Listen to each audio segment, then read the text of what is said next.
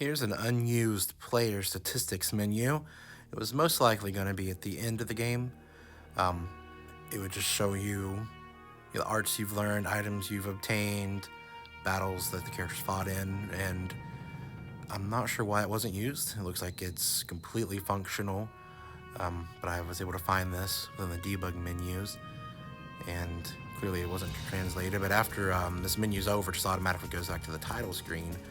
So it seemed like it should have been placed at the end of the game, but it was unused for whatever reason.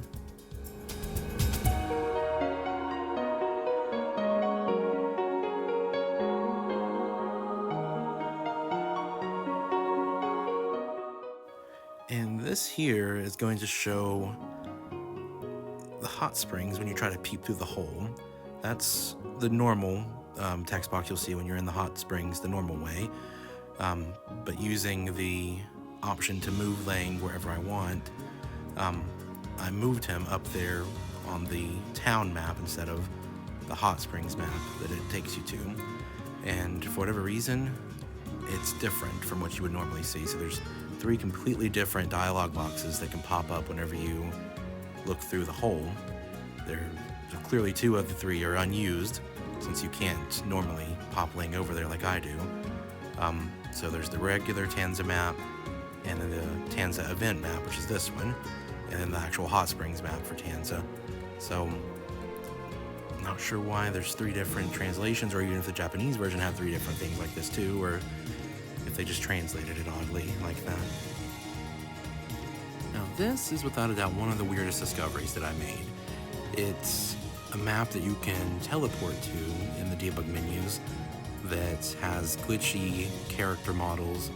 Everything's still in Japanese, but as you can see here, I move around and the dialog boxes are all popping up in Japanese, and it seems like, this is my guess based on what I saw, that it's an untranslated Doppelin map. So it's when Lang's a prisoner, and somehow the data files are just partially in there from the Japanese version, untranslated. It's very glitchy, it crashed a lot. But Lang himself is very messed up, which you'll be seeing here in just a moment. He's quite a monstrosity. Just take a gander at what the character models look like, and we're going to revisit this later.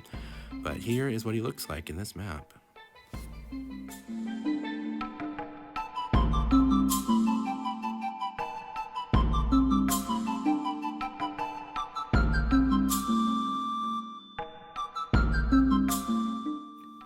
And it's not just Lang. As you'll see right here, I was able to load in Maya.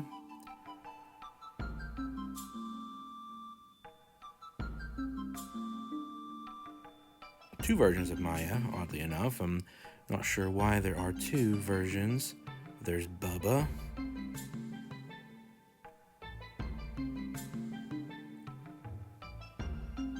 And we talk to him, he has this untranslated box. Not sure what he's saying, unfortunately. And here are the other characters that would be in this map normally, but all glitchy. Marianne, Velna, and Elliot, and Doppelin himself. This is going to be an example of something that happens a lot in this game. Whenever Lang is not in a scene, he is always in the map somewhere. He's just hidden away, or his character model's invisible. But here at the very end of the game, where they're talking about Lang being gone, I was able to find him just perched under the map. And here you see Nancy looking up, and she's looking at Lang. That also happens in cutscenes in this game. I think the way that the game works, it's easier for the character models to automatically turn towards other character models. I think it just makes it easier for their heads to turn. So this game will often put things off screen, like a character model for people to look at when they're supposed to be just looking up to the sky or looking at anything. This is gonna show some ending cutscenes and just show how, like I was saying a moment ago, even scenes that do not have Lang in them, he's there. So that's Kazan at the end, and of course there was Lang in the background off camera. And this is at the end of the game, showing what Maya's up to. Very strangely here it's just the basic town map. There's Lang, of course, like I said. he's always off screen, but he has his arms crossed for some reason, which is very odd considering you never see him, and most of the time he's just standing normal, but in this one his arms are crossed, and he's like just looking at Maya. It's very strange because he's invisible, you're not supposed to be able to see him, but as I was saying, it's a normal Uno map. You can see over here Kazan walking, so it's just a normal town map you could visit in the base game. Even other NPCs and characters are still there, like your party members, even though Kazan was just shown to be in the woods. So again, this is very odd that for some reason this time Lang has his arms crossed, standing there like this. Not sure why they made him have his arms crossed in this instance. I can understand him having to be in every map, because he's, the player character. It probably makes it easier to program the maps, and to always have, him be there, because you always control Lang. And, this is the end of the game. You can see Ein up there. He's not supposed to be here, because during the ending, it shows him back in his hometown of Jenga. Here, just another example of a scene where Lang is hidden. So, he's not supposed to be here. It's just Sharon at the end of the game. But as always, he's just chilling around.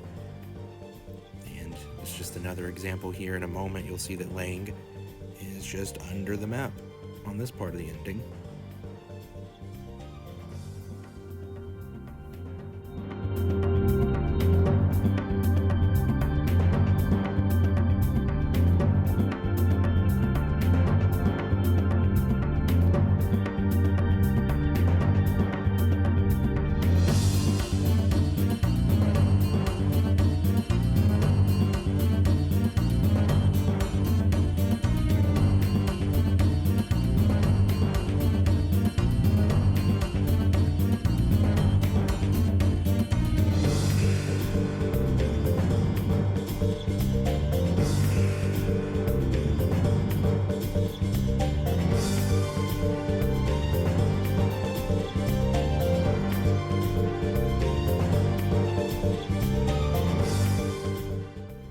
This is the ending of the game still. They're all looking at Lang, but if you move the camera around to see what they're actually looking at, Lang isn't really there on top of the grass. He's under the map for some reason. Not sure if that was just easier for it to look like you're looking through his eyes, and they just popped him under the ground for some reason. But I just thought that was pretty funny that they put him under there. They're just looking at, I guess, his shadow that's there. But then as you can see, once the camera moves, normally you get to see he's just laying there, so that's the part you actually get to see. And here they're all looking at the sun, and I just thought it was funny to move the camera and show that the sun is pretty dang close to them. It's a good effect. I mean, it gets the job done. Right here you can not even tell that it's just a flat texture that's just a couple feet off the ground. This is another example of how they put NPCs off screen for other characters to look at. So I believe because of Sharon turning to the side, they put this character model over there to make it easier for her head to turn, like we saw earlier with Nancy looking up at Lang. This guy's just off screen, and we'll actually see him again later on in another Sharon event here in Tanza. They use that same character model off screen for her to look towards. And she's just floating in the darkness here. They actually just pop her under the map. As you can see here, I slowed it down a little bit so you could tell. But instead of making, a completely different map or actually darkening the screen or anything like that, they just pop her under the map into the dark abyss. I will have to say, this here was one of my favorite discoveries. This is a side quest you can do. You just come here to fight this monster, and this is what you would normally see, but I take the camera around to see what the monster was up to that just showed you a moment ago, and he's not there, at least not where you'd think he would be. If you move it up, and up some more, you'll find him floating here in a blob of a ball is what I'll call it. Not sure why he's all wrapped up like that, but it was pretty funny to see him like that. Now, later on, right before you fight the boss, he does jump out, at you, so I'm sure that's at least why he's up in the sky like this. Just don't know why they rolled him up into a ball that way.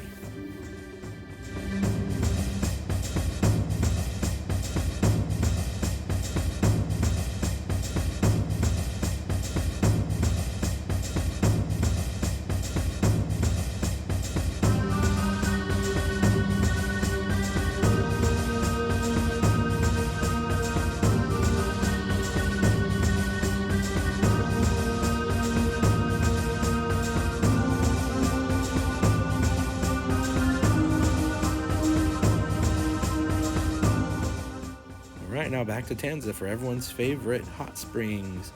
If you take the guy out of the water, you'll just see this is what he looks like. There's no naughty bits or anything, of course. He's completely flesh colored. But laying over here, he just has pants on. So just removed his shirt. And there is a lady you can see on the other side of the fence. And as you can see here, I'm able to move Lang like I did previously in Tanza to this side. And you can see she's just similar to the man. Just completely flesh colored, no naughty bits or anything.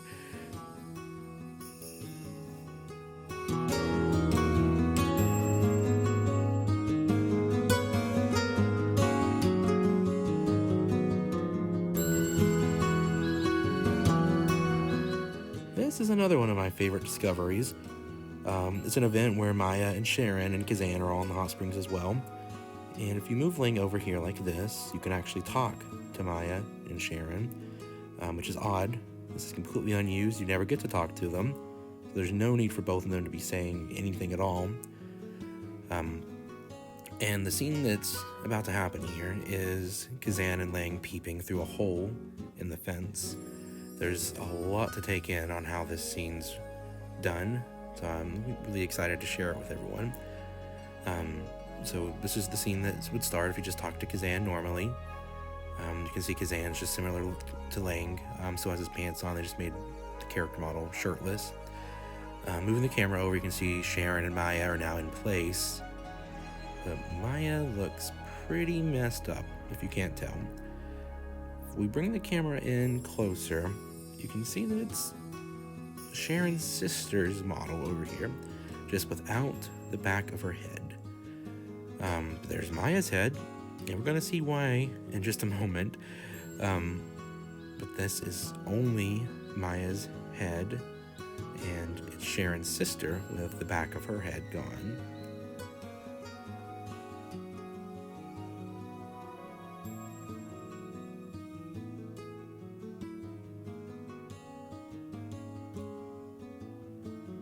And oddly enough, even though it looked like it was only her head, there's a little bit of Maya's clothing. She looks very sad for some reason here too. I'm not sure why they have Maya's sad face.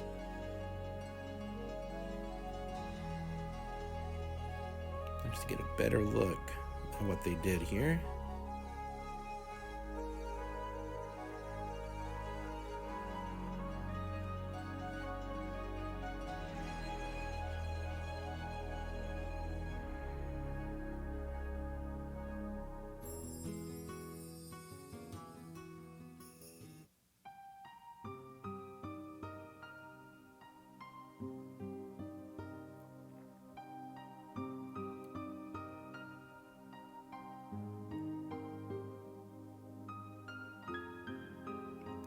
And just to give a better example of Sharon's sister's model, her name escapes me right now, unfortunately. But you can talk to her whenever you're at the pirate's hideout. You can tell here it looks like they made her top also just be completely flesh colored. The character's not normally like that. But as I was saying earlier, you can see the back of her head's gone. And this will all make sense soon. You're going to learn some trickery that they used in making this game to save on resources, not have to make a completely new model for Sharon when she's in the hot springs. So back to Kazan and Lang peeping through this hole.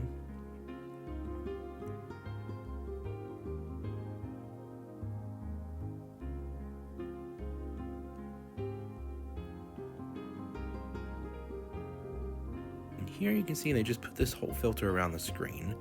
So I can move the camera and it stays in place, but there's laying on the other side now.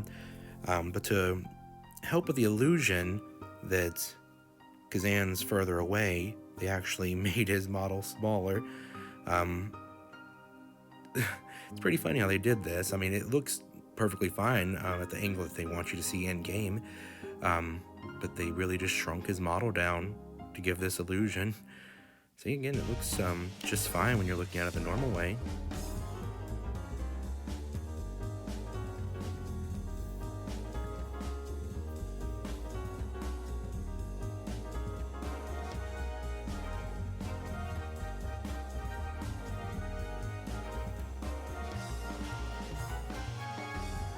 Here, some of the things we just saw are going to be pieced together. So that is supposed to be Sharon, the legs you see, but it is not Sharon. It is the lady that we saw earlier on the other side of the hot spring fence. They just used her, I guess, because she's already a nude model, so to say. So that's supposed to be Sharon, but it's not. As you can see, Sharon is still just sitting over here. And Maya is now a bit pieced together with Sharon's sister's model. They just put Maya's head on the model of Sharon's sister because she looks nude, so it's an illusion that they get to show you, basically, without having to make a model of Maya any different from her regular one. They just pop her head onto the model of another character.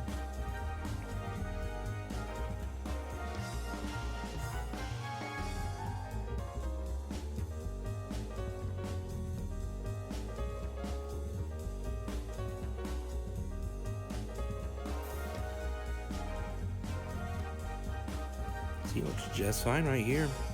It's crazy how they managed to do this scene, but this looks just fine. You would never know right there that Maya's head is just popped on top of a different model. Doesn't look as creepy now. It's still a little messed up, but it looks much better once you see how they pieced it together. And it's pretty creative how they did it.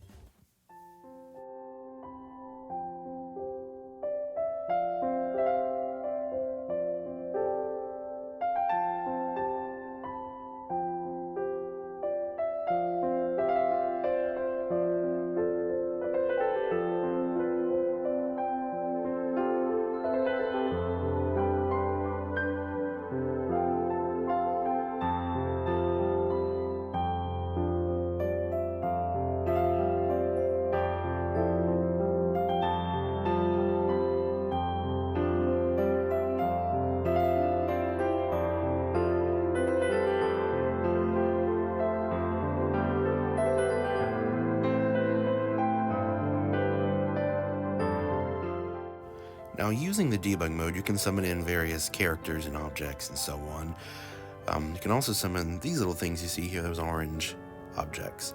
These are referred to as flags, and they do various things. Sometimes just funny things developers wrote. Sometimes you can get items, you can be teleported, you can adjust, just various things of the game. So I'm going to show some of the things that I found just summoning in these flags, and also some of the characters that you can't normally talk to. If you summon them in this way, they sometimes have interesting things to say.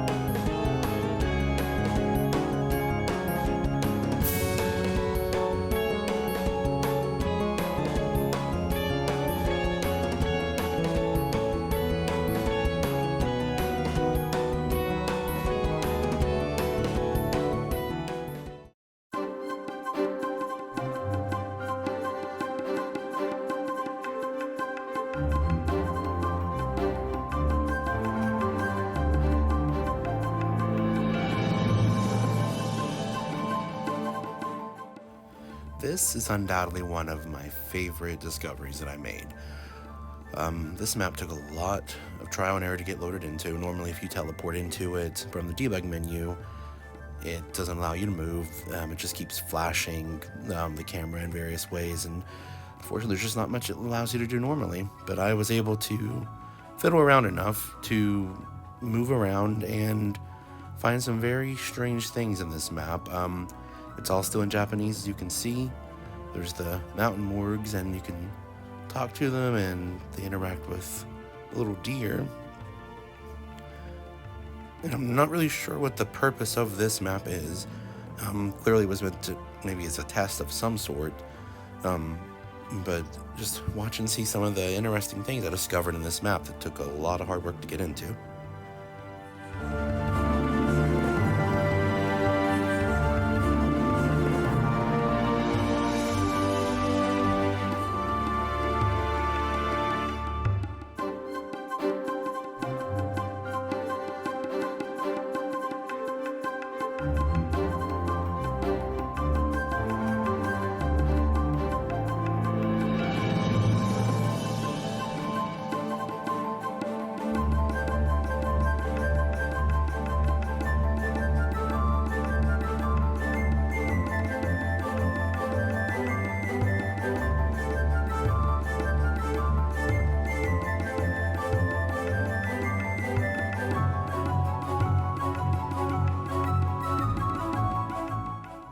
This is what would normally happen when you go into this map. The location doesn't matter, it just preloads the background to whatever map you were at when you teleport to this strange room.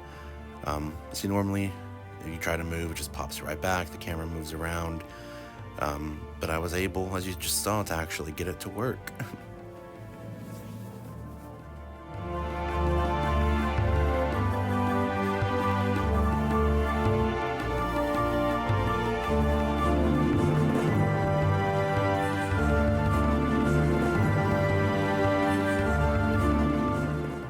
As far as something I can't explain goes, I was fiddling around enough to actually transform the player model into the mountain Morgue. Don't know how it happened, but I made it happen, and I was able to even move around a little bit as him.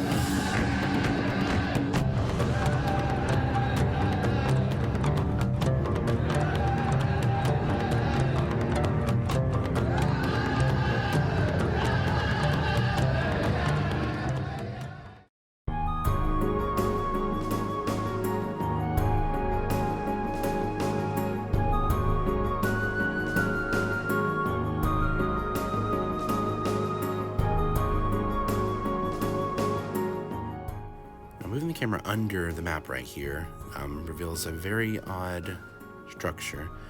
You never get to see this, it never comes into play in the game for any reason. Not sure why it's there, but I just thought I'd show it off if there is something odd hidden under this location on the world map.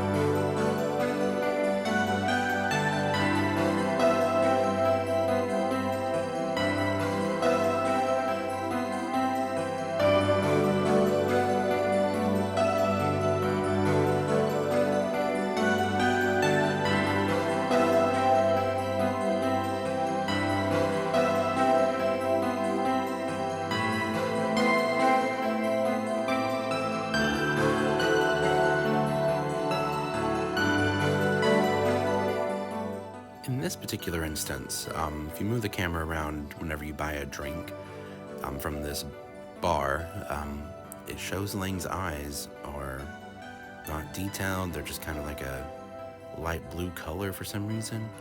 They shouldn't look like that. Next, we're going to show yet another one of my favorite discoveries.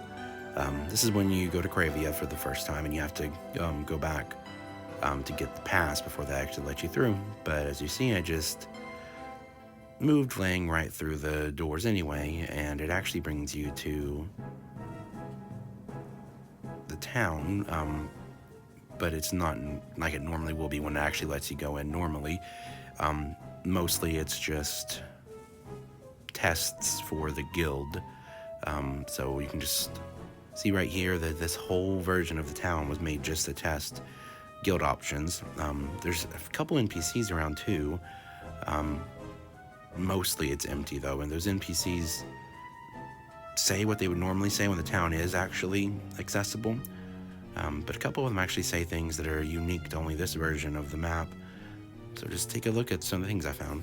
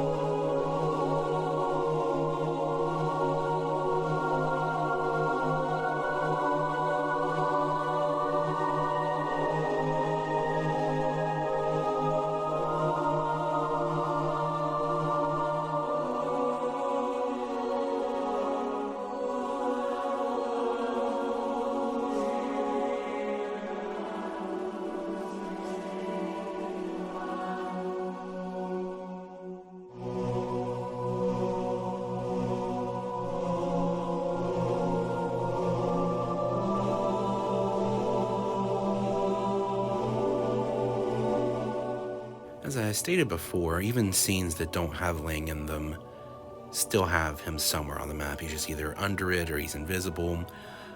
Just whatever the case is, he seems to always have to be there. And the world map, I think, works off a similar idea. Because if you see, this is how you would normally move on the map. But there's an invisible model of Lang that is on this world map at all times as well. And when you move the camera, he moves. So I think the player-controlled Lang just has to be there for the camera to move properly whenever you're on the world map. As you can see, he's always there.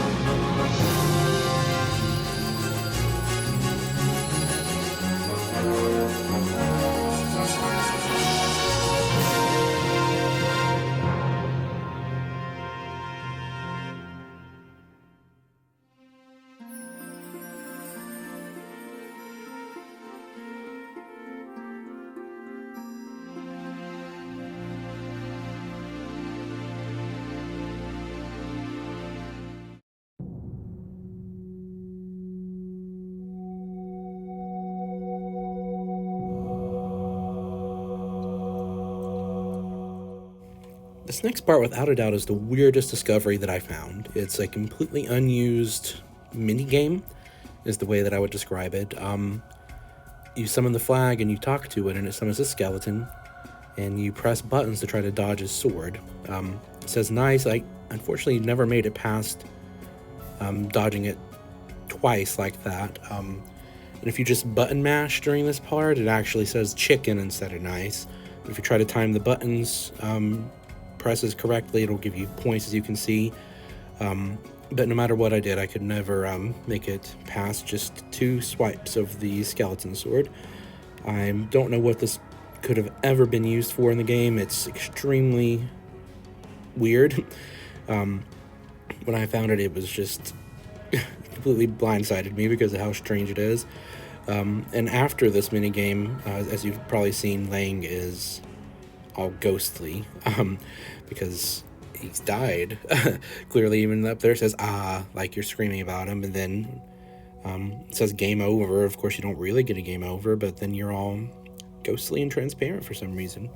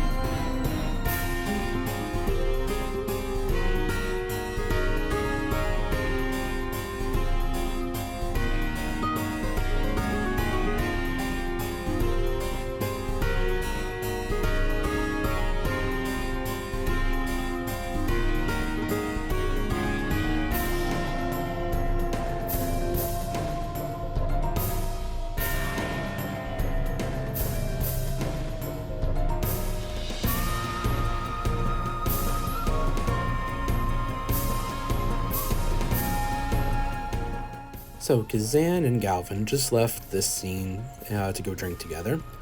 The scene continues as normal right here, where you see Nancy and Maya. But I moved the camera here just to see what Kazan and Galvin were up to. And you'll see here in a moment that even though you can't see them and they're completely off screen, they're still over here, already in the room. Kazan's drinking and Galvin looks like he's drank too much already.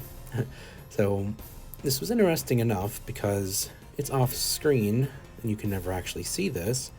You may think, after the scene, you can just go over here and talk to them, this is what they look like, but it's actually not the case.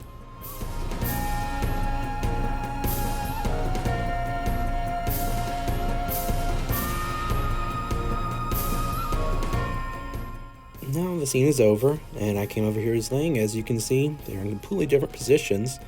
So that little bit that I just showed you is a completely unused scene. Now for another oddity, you are able to put Elliot, Velna, Avalon, and Marianne into the party. They have their origin abilities. You can mostly control them in battle. Sometimes their animations don't work properly or it locks it up. As you can see though, Elliot's attacking just fine. But Avalon, whenever it's his turn, he just pops up there and does nothing. And Velna, her moves are very similar to Maya's. So it's pretty weird you can load them in as party members and they're almost completely functional. I'm not really sure why they are. I think at first I was under the impression it could have just been humanoid or human characters. Have to be programmed that way, but Bubba's not in the option to be used like that, but maybe it's just because these are mystics and the way the origins work or something like that. They have to be programmed as party members, but it was pretty interesting to be able to do this.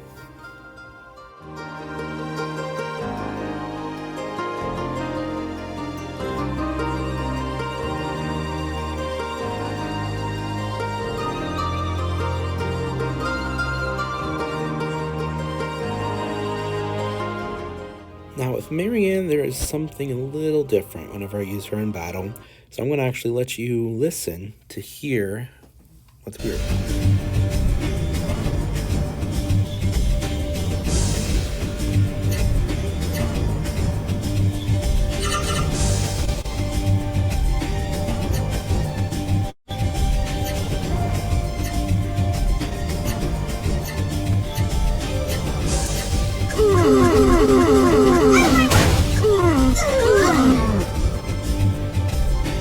Yep, those were Bubba's grunts while she moves for some reason.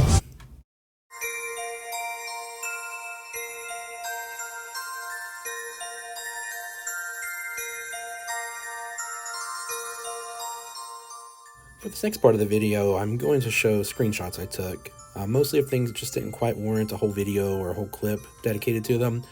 Mostly it'll be flags saying funny things or just interesting things, or like right here where I encountered an error message, which was quite humorous to me.